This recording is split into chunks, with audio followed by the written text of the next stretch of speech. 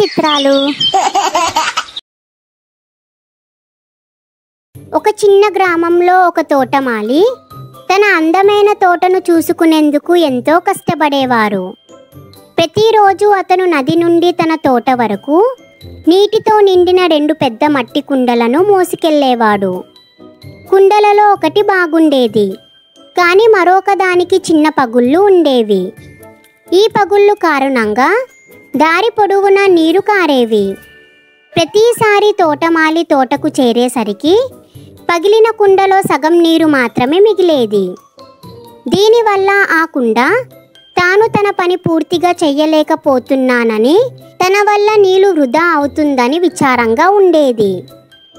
ఒకరోజు పగిలిన కుండ తోటమాలిని చూసి, నన్ను క్షమించు, నా కారణంగా రోజు నీరు వృధా అవుతున్నాయి, నేను ఇంకా పనికి రానని అనిపిస్తుంది అని దుఃఖంతో చెప్పింది.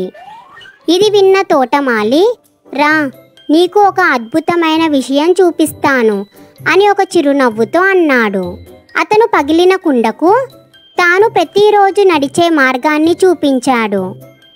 మార్గం పొడవునా అందమైన పువ్వులు వికసించడం చూసి ఆ కుండ ఆశ్చర్యపోయింది. ఈ అందమైన పువ్వులను చూస్తున్నావా? నీ నుండి కారిన నీటి కారణంగానే ఈ పువ్వులు వికసించాయి. నీ పగుళ్ళు బలహీనమని అనిపించవచ్చు, కానీ ఇది మన మార్గంలో అందాన్ని సృష్టించాయి అని తోటమాలి చెప్పాడు. పగిలిన కుండ సంతోషంగా మరియు గర్వంగా భావించింది.